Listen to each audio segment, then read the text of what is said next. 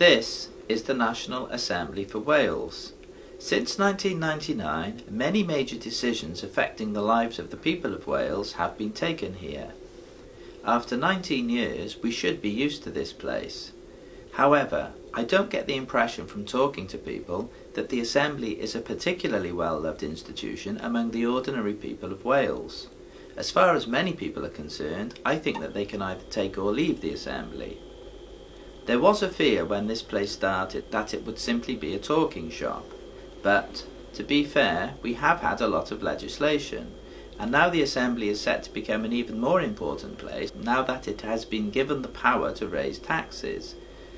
Another issue is the cost of running the Assembly. We got the Assembly after a referendum 21 years ago, in 1997. At that time, the Yes campaign stated that the annual cost of running the Assembly would be from £10 to £15 million. That meant £15 million at most. Now, 20 years is a long time, and the value of things changes. We do have to account for inflation. So 15 million 20 years ago, adjusted for inflation, would be about 25 million in today's money. But actually, the amount that is being spent on the Assembly today is not 25 million. In fact, it's not even 35 million or 45 million. The amount currently being spent on the Assembly is £56 million a year. The problem with having an Assembly that passes laws is that it could become more and more enthusiastic about passing those laws. You might find that the Assembly, after 20 years of operation, has now found lots and lots of ways of interfering in how we live. For instance, we now have proposals from the Welsh Labour government to bring in a minimum alcohol price, which will raise the price of some alcoholic drinks. This is supposed to be for health reasons, so that problem drinkers can't afford to drink excessive amounts of alcohol. The problem is that we know that alcoholism is an addiction, so the real problem drinkers will simply pay more to get their fix of alcohol, meaning less money to spend on food, clothes and other important things for themselves and their family.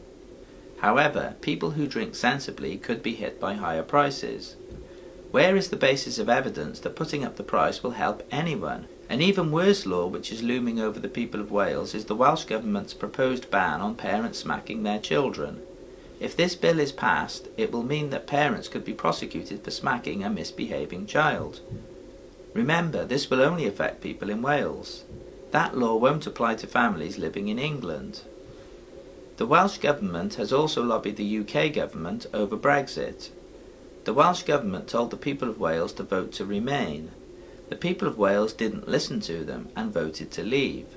But despite that, the Welsh Government has continued to meddle, even though they have no mandate from the people of Wales to do so.